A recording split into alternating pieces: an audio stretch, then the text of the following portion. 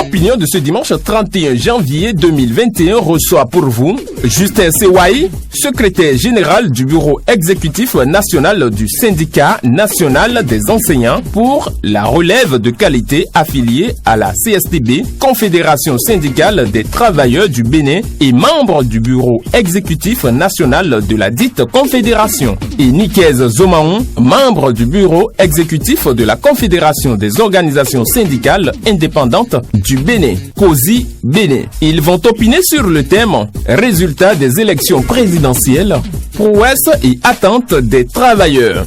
Opinion, c'est ce dimanche sur la 95.3 FM de 10h30 à 11h30 minutes. Participez à l'émission en composant le 96 96 17 00 ou le 95 76 95 85. Opinion, prenez donc le rendez-vous.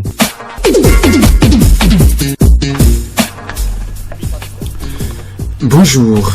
La 3e édition des élections professionnelles au Bénin s'est tenue le dimanche dernier. Déroulée exclusivement en ligne, c'est la Confédération syndicale des travailleurs du Bénin, CSTB, qui se retrouve en tête à la suite du scrutin avec 26,56%. Cette suprématie de la CSTB confirme comme aux dernières élections professionnelles organisées depuis 2010 a suscité des déclarations de la part de son secrétaire général.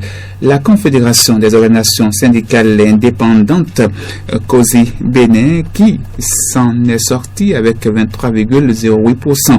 Le taux de participation globale est de 43,41%. Que font-ils réellement ces syndicalistes pour que les travailleurs puissent trouver gain de cause?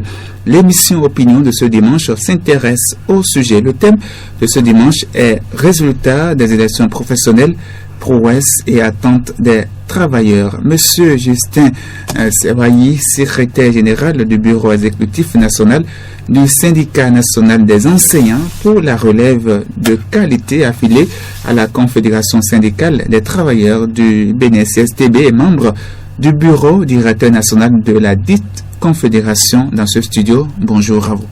Bonjour madame la journaliste et bonjour monsieur le journaliste. Dans ce studio également, M. Nikez Zomaon, membre de la Confédération des organisations syndicales indépendantes du Bénin, COSI Bénin. Bonjour à vous. Bonjour. À la technique, Oscar Santromi Savoyard micro, je suis Roland Zatassou. Je suis avec Nathalie Alotiekpa. Bonjour à vous. Bonjour à vous, Roland Zatassou, chers invités. Bonjour, merci pour la disponibilité. Auditrices et auditeurs de Radio Trait d'Union, bonjour. Vous pourrez participer à l'émission dans 30 minutes en composant deux numéros 96 96 17 00 95 76 95 85.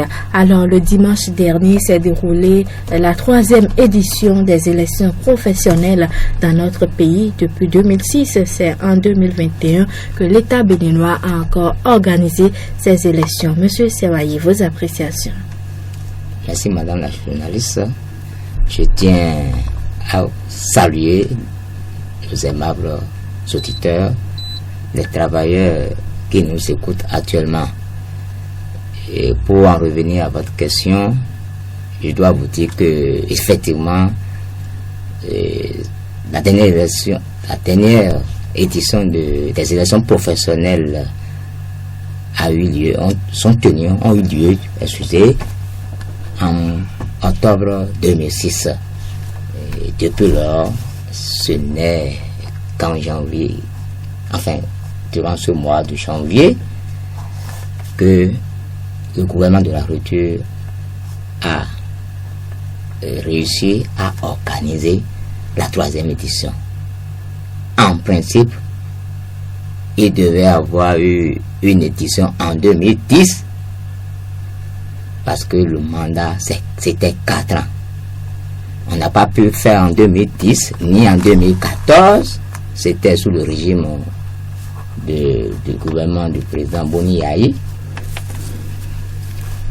C'est seulement maintenant donc on a pu organiser. Les tests prévoient quand même qu'en l'absence de nouvelles élections, les résultats des élections antérieures demeurent jusqu'à ce que de nouvelles élections soient organisées. Et donc nous, à la CSTB, on ne se félicite pas de l'organisation, parce que l'organisation, on va y revenir, elle est chaotique. Elle est chaotique et dans le vif du sujet, on va revenir sur les causes et les conséquences de ces élections-ci. Mais en dépit de tout, la CSTB est sortie victorieuse, mais pas ce score-là. C'est pas notre mérite, ça. Soit dit en passant. Monsieur Niké Zezomon, voilà, l'élection professionnelle a eu lieu le dimanche dernier, surtout en ligne par voie électronique. Votre appréciation? Merci beaucoup. Je vous remercie. Je remercie le promoteur de la radio Trait d'Union qui nous donne l'occasion de nous exprimer et de porter peut-être la voix de ceux qui sont sans voix. Nous remercions aussi les fidèles auditrices et auditeurs de la radio qui ne manquent pas de nous soutenir d'une manière ou d'une autre. Élection professionnelle, oui, nous sommes à la 3e édition, nous venons de finir la 3e édition. On ne devrait plus être à la 3e édition. Mais qu'ils vous souviennent que l'organisation des élections professionnelles est un pouvoir discrétionnaire de l'exécutif. C'est l'exécutif qui organise les élections. Ce ne sont pas les travailleurs qui l'organisent. Il s'est fait que sous le régime de Yahya Boni, il y avait une tentative. Et même des commissions avaient été mises sur pied. Les travaux ont évolué suffisamment, mais malheureusement, les élections n'ont pas eu lieu. Heureusement, aujourd'hui, avec la rupture, il y a eu organisation de ces élections le dimanche passé. Ce n'était pas du tout facile parce que, comme vous l'avez souligné, c'était un vote électronique. C'est inédit. Les travailleurs ne sont pas habitués à cela. Des travailleurs d'une certaine génération n'aiment même pas l'Android ni l'outil informatique. D'autres en ont mais ne savent pas l'utiliser, ne peuvent pas l'utiliser.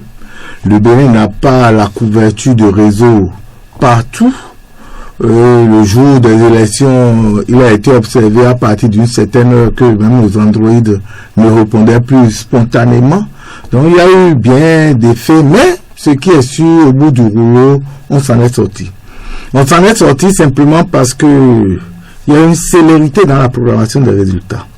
Et après cette célérité, mes amis, plus mon ami qui est en face de moi, qui même à quelques minutes de la fin du vote dénonçait bien des choses, je crois qu'à la fin, ils ne se sont plus retrouvés comme avant. Ils se sont rendus compte que les centrales confédérations qui ont pu franchir les caps de 20% ne sont plus nommées, mais ont sans doute le mérite. Et ce mérite ne nous revient pas particulièrement, mais ce revient aux travailleurs. Parce que en matière d'élection professionnelle, c'est une forme de représentativité. Ceux qui ont plus de 20% doivent représenter les travailleurs. Il n'y a pas de travailleurs de l'UNSTB, de travailleurs de la CSTB, de la CSTB. Il n'y a que les travailleurs béninois. Que nous soyons du secteur public ou du secteur privé, nous sommes tous des travailleurs béninois. Donc la mission assignée aux organisations syndicales qui ont la chance de franchir les 20%, c'est une mission très lourde. Lourde dans ce sens que ces confédérations ou centrales sont tenues de porter la charge, les doléances et les désirata de tous les travailleurs du Bénin, sans exception. Ces confédérations sont là pour défendre la cause des travailleurs. Donc il ne s'agit plus aujourd'hui d'élections, on a fini avec les élections, mais nous devons faire face à la mission qui serait la nôtre, et ce serait dans une certaine synergie d'action pour le bonheur des travailleurs. Alors, Monsieur Sewayi, est-ce à dire que les autres confédérations syndicales qui n'ont pas pu franchir la barre des 20% ne vont plus exister? Ah non. Les confédérations qui n'ont pas franchi les barres de 20%, qui ne sont donc pas représentatives, continueront à animer naturellement la vie syndicale. Mais elles ne sont plus invitées aux tables de négociation avec le pouvoir. C'est la nuance. Parce que leur préoccupation, elle doit pouvoir les confier au regard des tests aux organisations syndicales, aux conventions syndicales représentatives. C'est ça. Cela a été toujours le cas. Mais dans l'application, c'est tout à fait autre chose que nous observons. Ce n'est pas seulement aujourd'hui que les thèses le stipulent. C'était toujours comme ça. Mais vous allez constater que bientôt, certains groupes vont se former entre ces organisations et même les deux autres. Je vais nommer la CSA Bénin et la COSI Bénin pour un jeu de nombre, d'effectifs numériques pour influencer enfin les travailleurs qui ne sont véritablement pas au parfum des vraies informations. Mais je pense que avec ces élections-ci, les informations diffusées largement au cours des campagnes ont aiguisé la conscience des travailleurs et ils ne laisseront pas faire. Donc, grosso modo, les trois organisations syndicales, à savoir la CSTB, la CSA Bénin et la COSI Bénin, sont les seuls en réalité qui sont attendus aux séances de négociation. Même aux manifestations officielles organisées par le pouvoir, sont ces organisations seulement qu'il faut adresser des invitations. Les autres animeront la vie syndicale, tenir d'âge et ceci, cela. Voilà. Monsieur Zomaou, quel est le sort réservé aux syndicats, aux centrales et confédérations syndicales qui n'ont pas pu franchir la barre des 20%? Merci.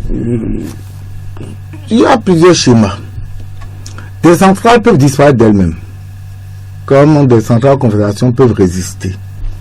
Parce qu'en réalité, le décret 2020-458 du 23 septembre 2020, qui statue clairement sur l'organisation des élections professionnelles, stipule que les organisations centrales ou confédérations n'ayant pas franchi la barre des 20% ne pourront plus bénéficier des subventions de l'État.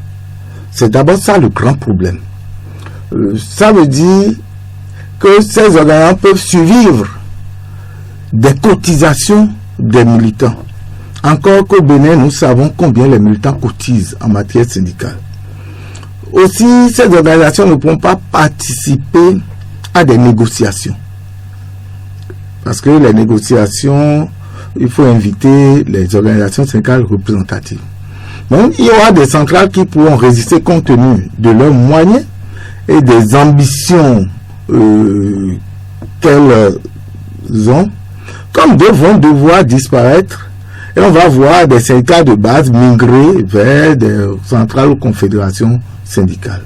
Voilà à peu près ce qui peut se passer.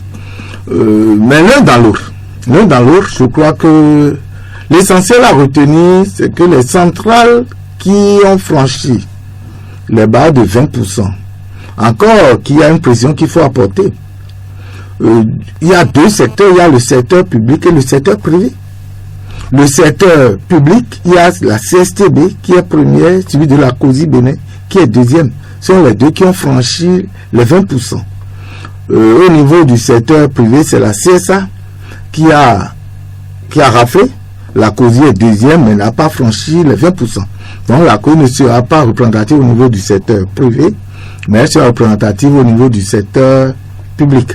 Donc de ce fait, des centrales vont toujours exister, comme d'autres vont devoir disparaître ou se réorganiser. Il peut y avoir des fusions au niveau de centrales, il peut y avoir la création d'unions syndicales, mais toujours est-il que tous ils vont contribuer d'une manière ou d'une autre à l'animation de la vie syndicale.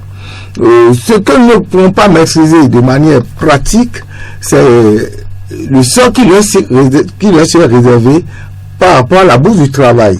Est-ce que les bureaux à leur accorder seront maintenus ou bien est-ce qu'on va le leur retirer? Nous ne mettons pas ça. Mais toujours est-il qu'ils ont toujours leur jeu à faire, ils ont toujours leur mot à dire à travers les centrales ou confédérations représentatives. Voilà un peu ce que je peux vous expliquer par rapport au sort réservé aux centrales confédérations n'ayant pas franchi la barre des 20%. Mais ce n'est pas une fin en soi.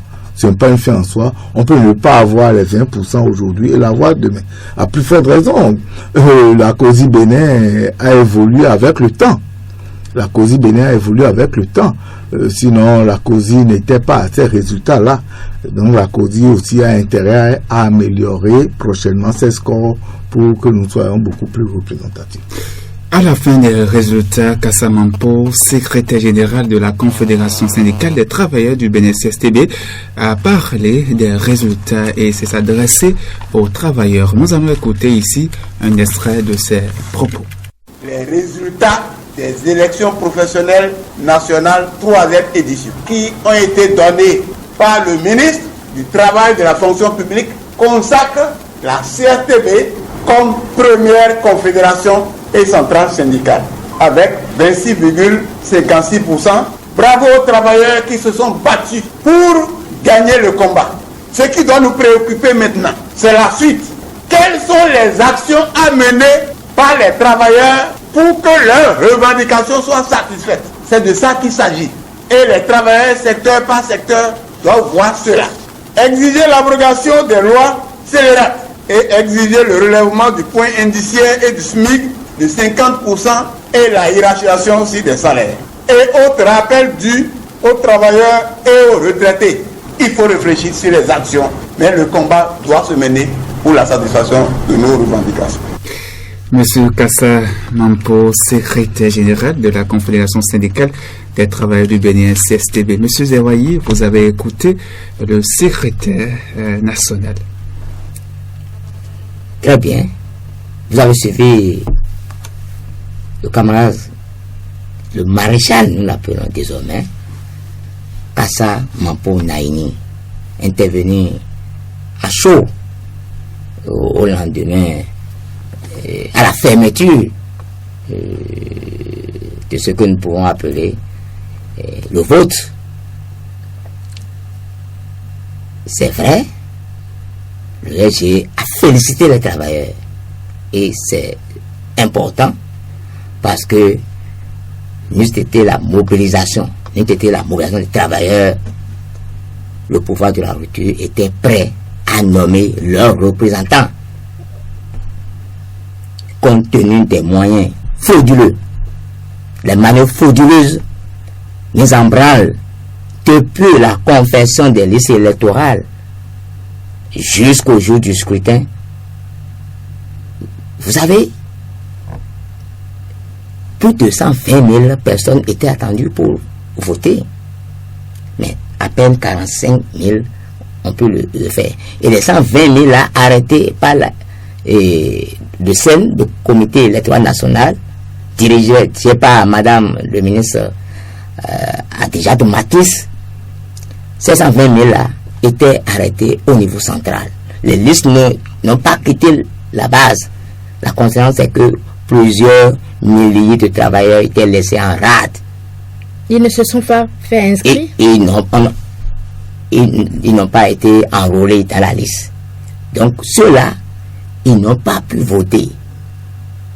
Ceux-là ajoutés au plus de près de 57% qui effectivement étaient inscrits mais qui n'ont pas pu voter, vous voyez, tout ça, c'était en défaveur en réalité de la CSTB. Et pourquoi ils n'ont pas voté? Est-ce que c'est le vote en ligne qui les a défavorisés? Les 57% qui n'ont pas pu voter, c'est le moyen de vote.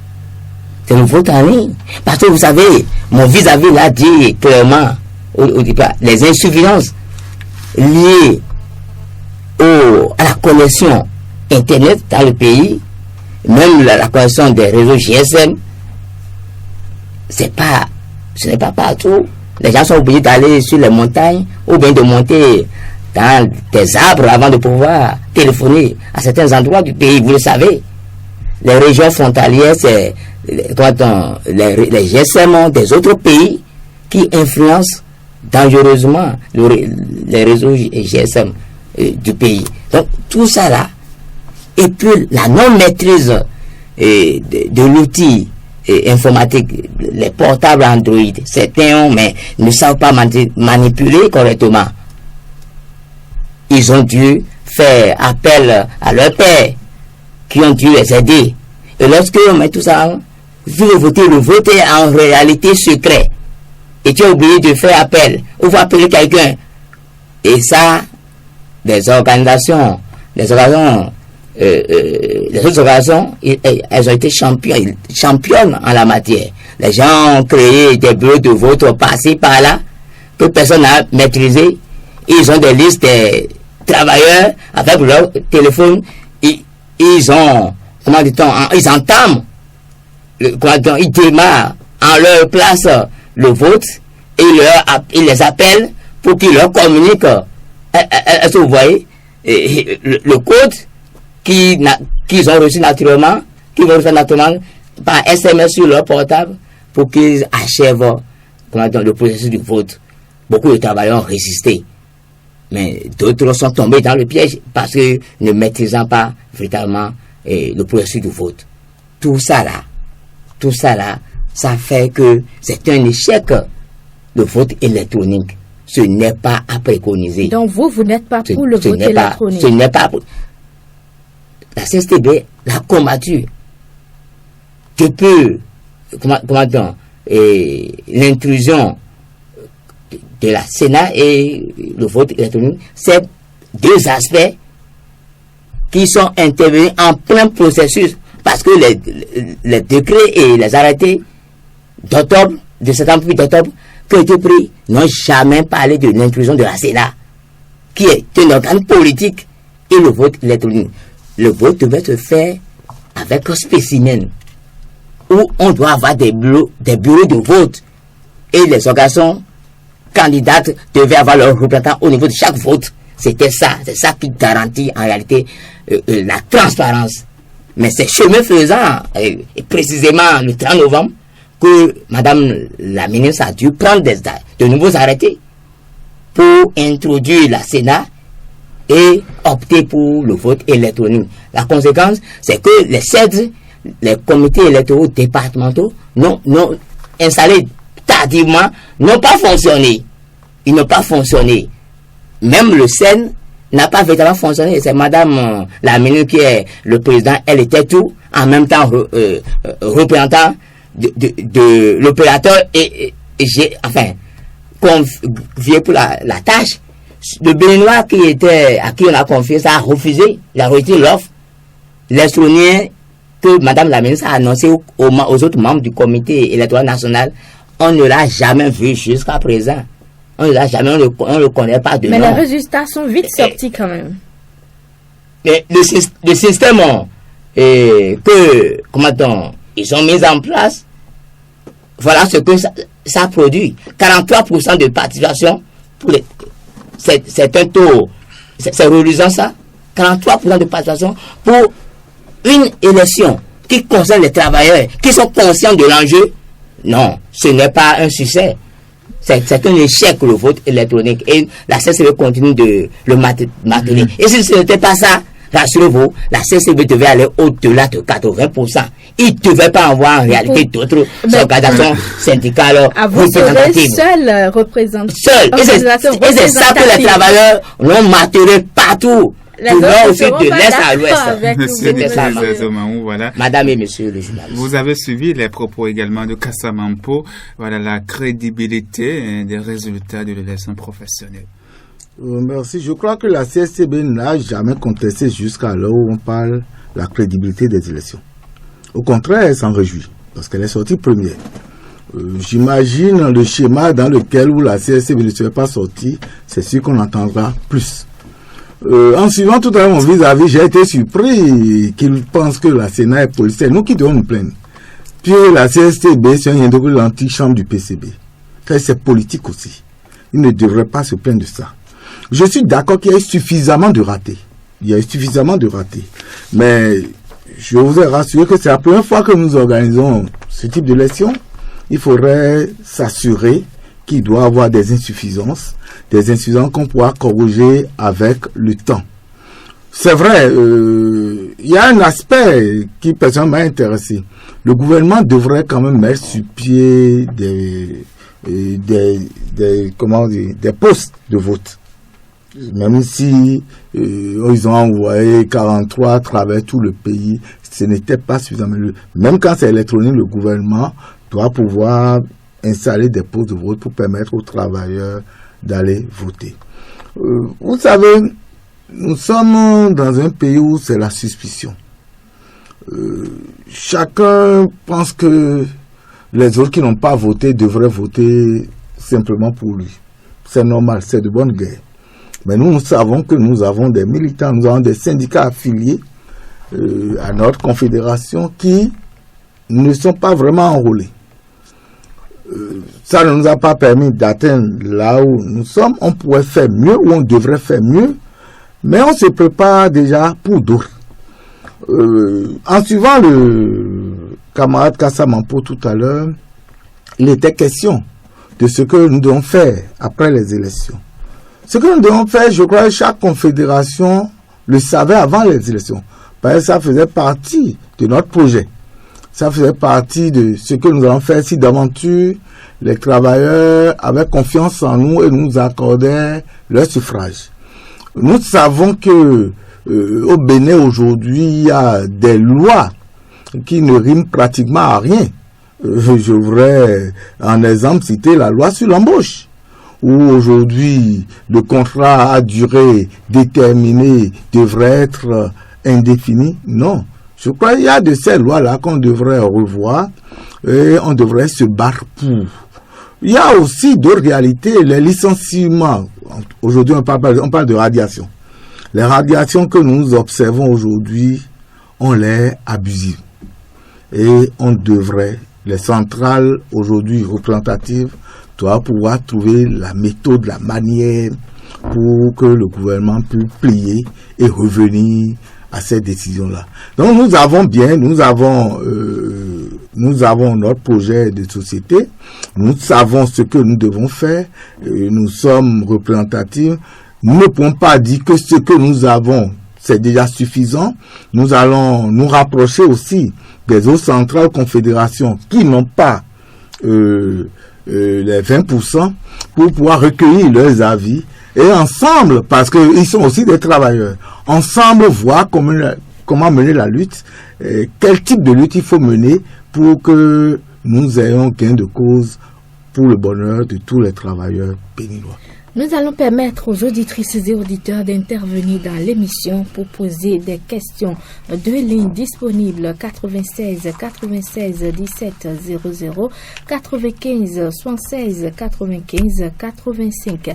Nous avons ici en studio Monsieur Justin Sewayi, secrétaire général du bureau exécutif national du syndicat national des enseignants pour la relève de qualité affilié à la CSTB, et Monsieur Zomaron Nikez de la COSI Bénin. Auditeur, bonjour. Chers journalistes, bonjour. Bonjour à vous, monsieur Fouda. Je suis Bernard Flavien Fouda. Je vous appelle de Boycon. Chers invités, je vous salue. Bonjour, monsieur Fouda. Voilà. S'il vous plaît, chers amis, que pensez-vous du relèvement du pourcentage de suffrages exprimés de 15% en 2006 à 20% comme taux de représentativité? Voilà. Reconnue pour son extrémisme, la CSTB reste et demeure le porte-flambeau des organisations syndicales. Question. En matière de revendication, a-t-on besoin d'être extrémiste et bouillant avant d'avoir gain de cause? En d'autres termes, quelles sont les meilleures techniques de négociation en matière de revendication syndicale? Autre question. Des 8 centrales, 5 ont été recalées. Cette situation aura forcément d'impact négatif sur l'adhésion de leurs membres dans l'avenir. Pour ce faire, quel conseil préconisez-vous à ces centrales qui ont émergé pour relever les nombreux défis en matière de formation et d'éducation, en matière d'autofinancement de l'action syndicale, de la bonne gouvernance et en matière de la communication de la responsabilité? Pendant longtemps, les élections professionnelles n'ont pas eu lieu, créant ainsi un vide juridique. Alors, question. Que prévoit la loi en cas de vide juridique? Bernard Flavien Fouda, je vous remercie. Flavien Fouda, un autre auditeur dans l'émission. Bonjour. Diminuez un peu le volume de votre pose récepteur, s'il vous plaît. Vous êtes en direct, je vais vous présenter. Oui, bonjour. Bonjour à vous. Ben Nakwasi Aro, qui appelle depuis Vaïkan. Je salue tous les camarades et représentants des différents syndicats. Le Bénin vient de finir une élection professionnelle. La première question aux invités. Est-ce qu'avec l'évolution du monde, des réalités et des questions de gouvernance au niveau de chaque pays, est-ce qu'il n'y a pas lieu de revoir les stratégies de revendication, la lutte syndicale dans notre pays, afin que cela puisse véritablement prospérer et profiter aux travailleurs? Seconde question, à l'UNSCD, est-ce qu'il n'y a pas une certaine confusion entre le combat politique, surtout de l'opposition, et le syndicalisme? J'en veux pour preuve les différentes interventions du secrétaire national de l'UNSCD, qui a beaucoup plus le manteau d'opposants, surtout et du PCB. Est-ce qu'on ne doit pas revoir cette copie? La troisième et la dernière question. Syndicalisme et la position de l'employeur dans notre pays. Est-ce que la politique de chaises vides ne doit pas être évitée pour le bonheur des travailleurs que nous sommes, afin que le Bénin en sorte grandi? Si on pouvait éviter l'extrémisme, les grèves anthropophages dans les centres de santé où on tue les Béninois pour des questions d'intérêt ou de revendication. L'école béninoise, les portes régulièrement et suffisamment fermées où on tue les enfants, alors que l'éducation, l'instruction est aussi un droit constitutionnel. Si on revoyait ce côté du syndicalisme, je suis sûr que gouvernants et syndicats ne vont plus se regarder en chef de faïence ou en position d'opposition. Ben Kwasiao, Trocomé, pour la radio Trait d'Union. Merci beaucoup à vous, Ben Aro. Un autre auditeur dans l'émission Opinion. Bonjour à vous. 96 17 00 et puis le 95 116 95 85. Vous êtes déjà en direct. Allô? Je vais vous présenter. On m'appelle Gérard Adjadioué. Alors, je félicite les camarades syndicalistes invités sur votre plateau. Je voudrais demander aux camarades de la COSI, Bénin, si la Confédération doit être une institution, doit être une institution de pouvoir ou bien une institution de contre-pouvoir. Est-ce que leur confédération joue véritablement, quel rôle joue véritablement leur confédération par rapport à l'une de ces institutions? Alors, les grèves ont été supprimées. D'autant pensent que c'est la grève qui détruit l'éducation.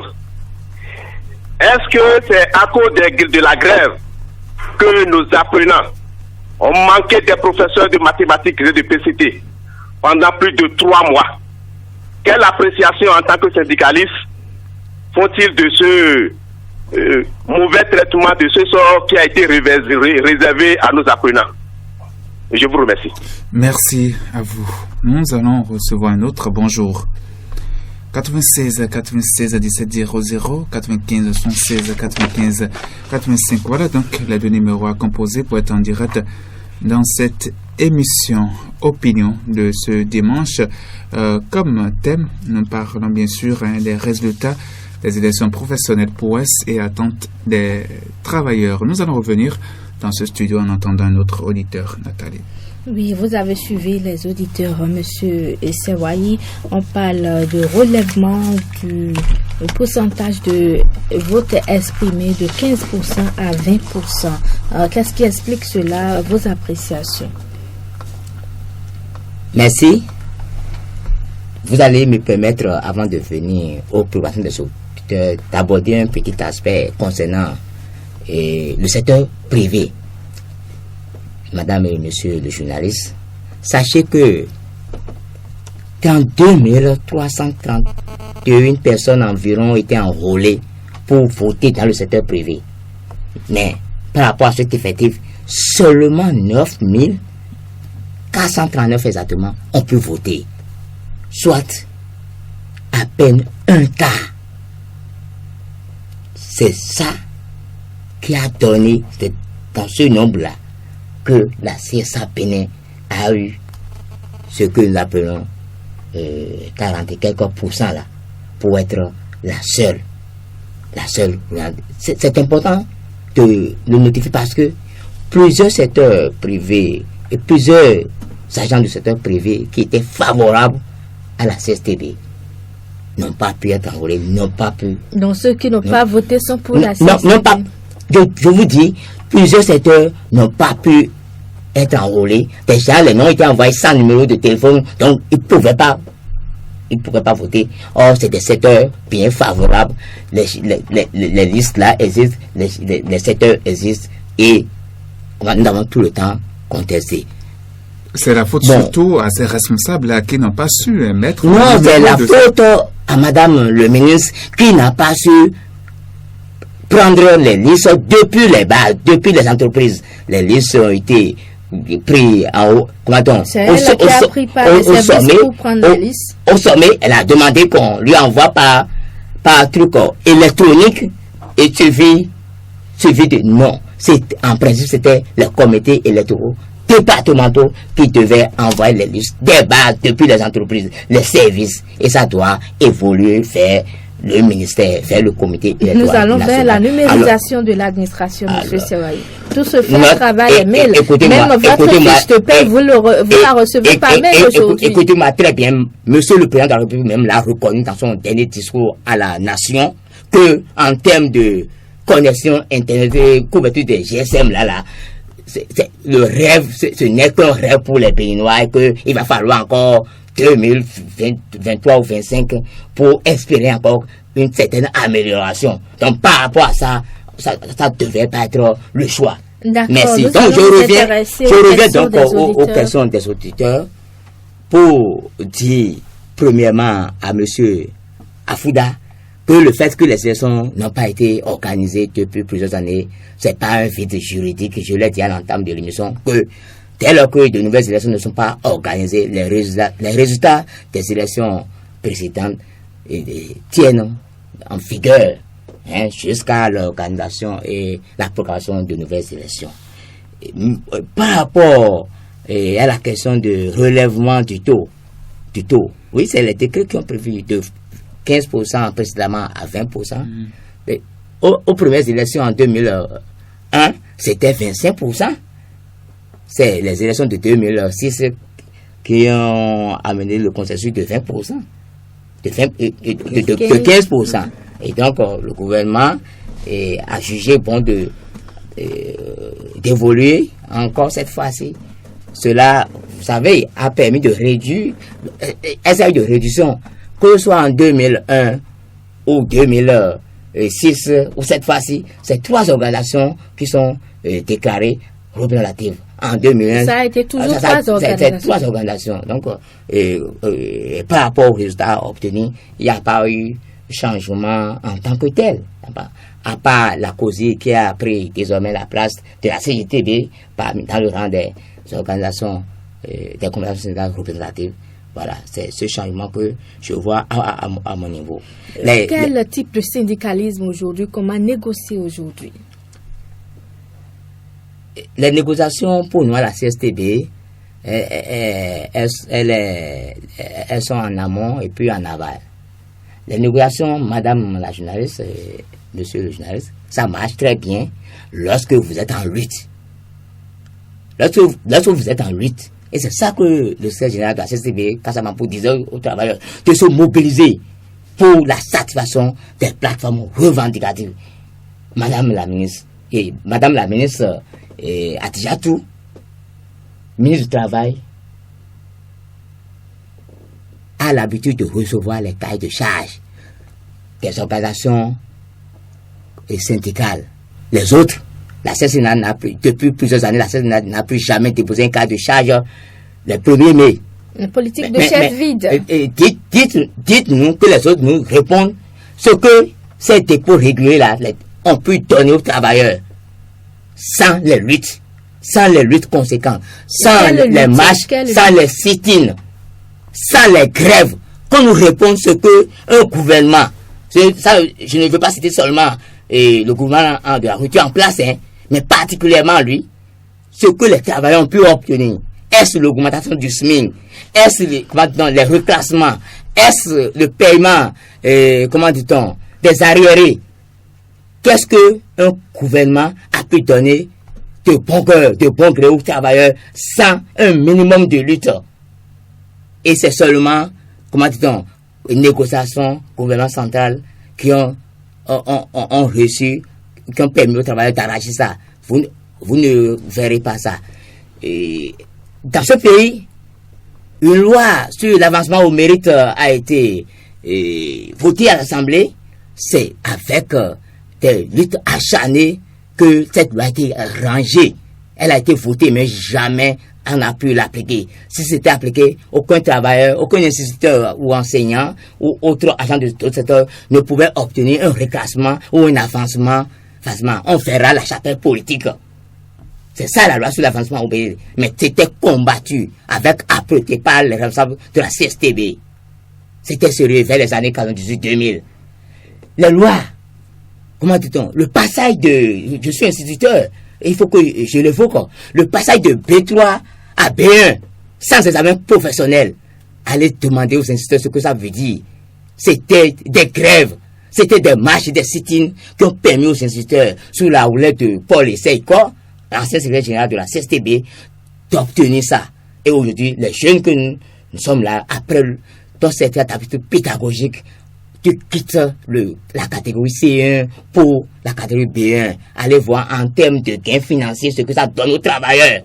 Mais cela n'a pas été obtenu autour d'un table de négociation seulement. C'était des luttes, c'était des marches, donc des vous sit-ins, préférez des lutte générales. Oui, la lutte, elle est privilégiée parce que sans lutte, on n'a rien. Seule la lutte paix, a dit le panafricain Thomas Sankara. Voilà, M. Zemaou, des questions des intervenants. Que pensez-vous du relèvement de 15% en 2006 et 20% en 2021? Et est-ce que les travailleurs ne devraient pas voir leur stratégie de revendication? Merci. Par rapport au relèvement, je l'avais dit à l'entame, c'est un choix discrétionnaire. C'est un choix discrétionnaire et on avait simplement à se plier. C'est vrai, ça a défavorisé des gens. Par exemple, ça a défavorisé la CODI Bénin. On n'a plus que 15% dans le secteur privé, mais nous ne sommes pas représentatifs.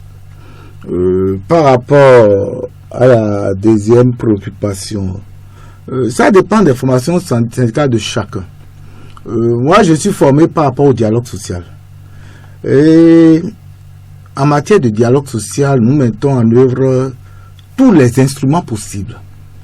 En termes d'instruments, il faut voir les négociations, il faut voir le lobbying, il faut voir les médiations.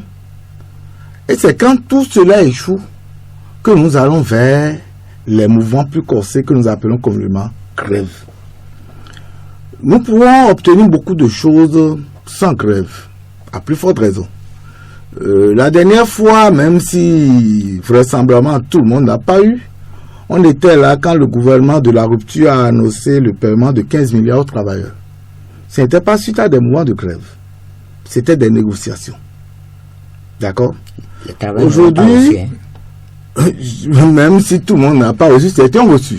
Ça peut être 1 milliard payé, ça peut être 2 milliards, mais j'avoue que ce n'était pas suite à des mouvements de grève. C'était annoncé pour tout le monde, mais tout le monde n'a pas reçu. C'est important de... C'était annoncé pour tout le monde, mais tout le monde n'a pas reçu. C'est important de le Vous avez la parole. Est-ce que j'ai la parole? Oui, allez-y. Je voudrais rassurer mon vis-à-vis qu'on n'avait pas fait grève avant d'obtenir satisfaction, même si tout le monde n'a pas eu. Ce qui est sûr, certains ont eu des rappels. Là, je crois qu'ils ne contestent pas ça. Le fait, je montre simplement qu'on n'a pas besoin nécessairement de grève avant d'avoir des choses. Pour les actes de reclassement, pour les collègues qui ont fait la formation, je crois qu'on n'a pas fait grève, parce que c'est encore sous la rupture, on n'a pas fait grève, on a procédé par les méthodes du dialogue social, et je crois que même si tout le monde n'a pas eu, certains ont eu leurs actes. Donc il y a des avancées qu'on peut avoir dans le syndicalisme sans mouvement de grève. La grève, c'est le dernier recours du syndicalisme.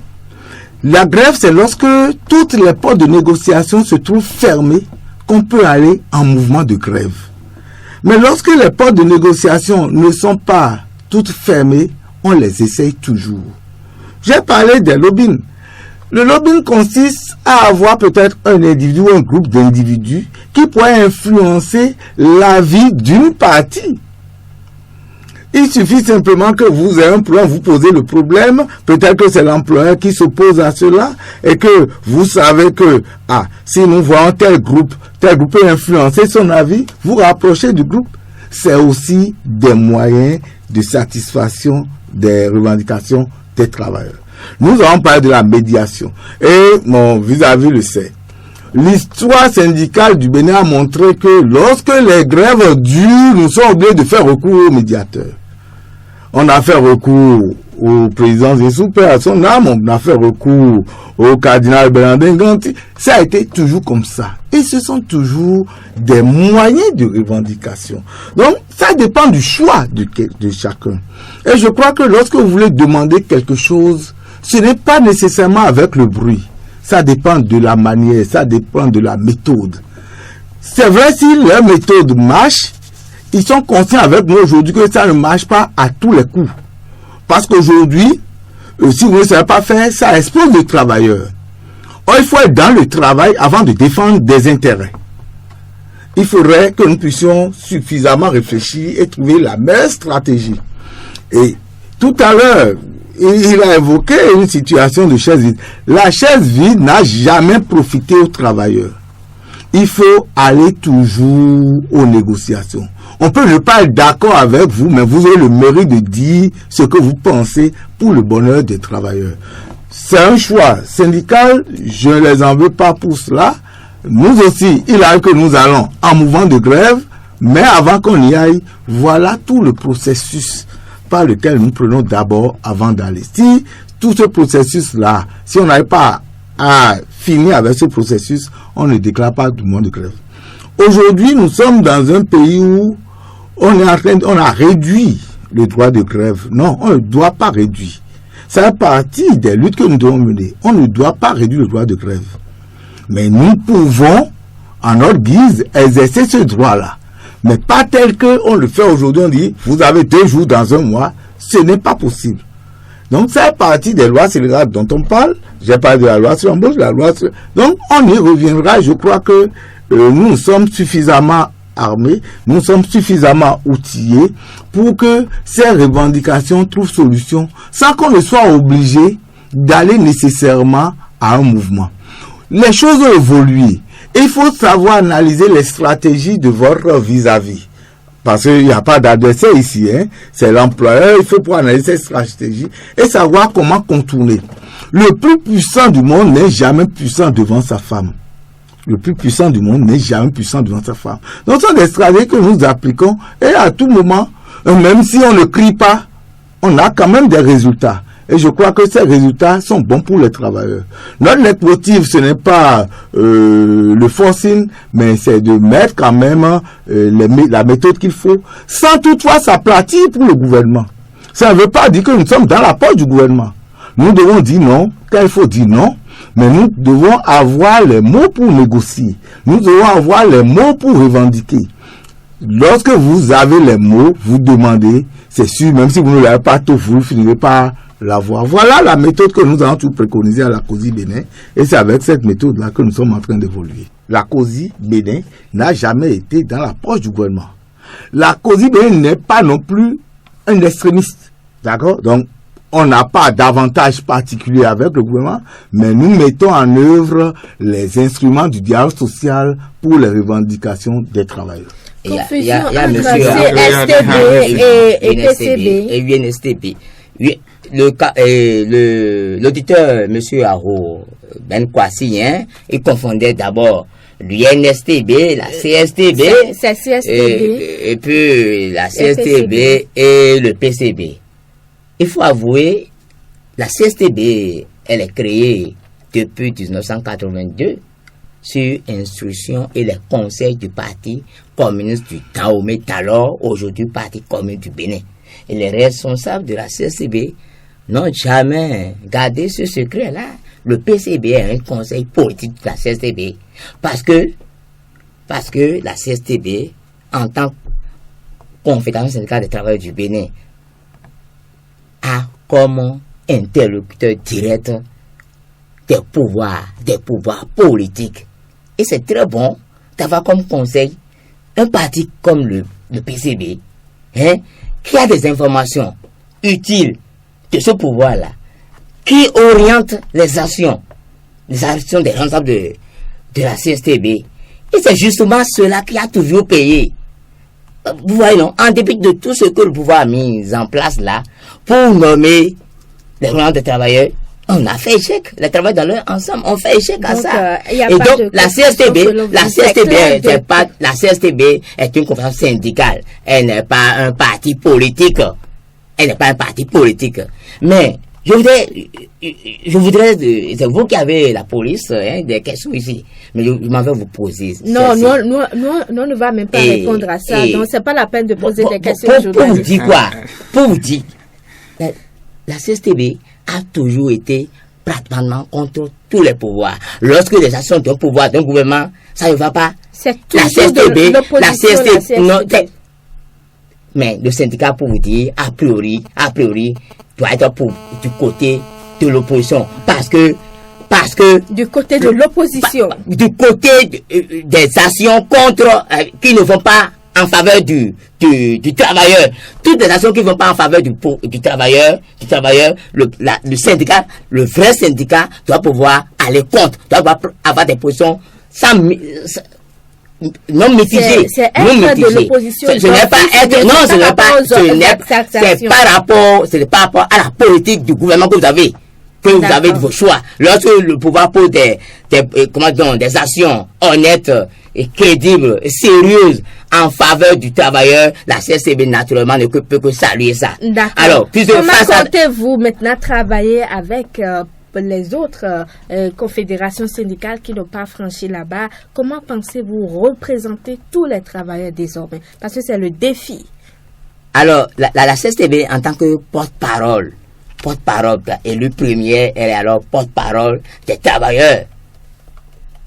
Il faut que les autres organisations aillent un tout petit peu à son école. Ce que la CSTB fait pour que chaque fois, toutes les sessions là, qu'elles s'en sortent victorieuses là, c'est important. En dépit de tout ce, mon fils a dit tantôt que les négociations, des médiations intervenues après des grèves de longue période, il a dit, pas de médiations en amont, en évoquant ici le cas du regretté Bernardin Kadnaganti. Vous parlez des grèves de 2005, de 2008, là-bas, où, en 2005, le cardinal Bernardin était obligé de suppléer le président Mathieu Kérépo qui donne, vous savez, après des grèves de plus de 3 mois, 1000 francs. 1000 francs. Est-ce qu'on a besoin de graver pendant 3 mois avant d'obtenir? Alors, lorsqu'on n'a pas le pouvoir, lorsqu'on n'a pas afin d'un pouvoir sérieux, un pouvoir sérieux, qui c'est au terme des grèves de plusieurs mois là, qui on va vous donner 1000 francs sur le salaire. Alors, on est presque à la fin de l'émission. Ouais, Monsieur Nekez Zomoron, comment comptez-vous être porte-voix des autres travailleurs qui ne sont pas forcément COSI, CSTB ou CSA? Merci beaucoup. Je ne voudrais pas porter des jugements d'abord sur la première confédération du Bénin, la première confédération représentative, mais il est loisible de constater qu'aujourd'hui, que depuis toujours, la CSTB est toujours une insatisfaite. Et c'est ça que mon ami est en train de l'exprimer davantage. C'est une ligne éditoriale que chacun respecte. Toutefois, en homme réfléchi, on n'a pas besoin d'être extrémiste à tous les temps. Là, on devient plus ou moins vulgaire. Même si aujourd'hui, mon vis-à-vis estime que les autres centrales confédérations devraient venir à l'école de la CSTB, il a oublié que la CSTB a perdu suffisamment de plumes pour ces dernières élections. Au moins plus de 18%. Non, c'est le système frauduleux.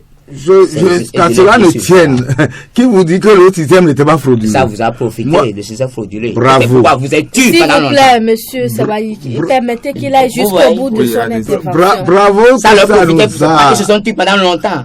Bravo que ça nous a... C'est ici qu'il a dénoncé le truc. Oui, permettez, oui, allez-y. Bravo que ça nous a profité.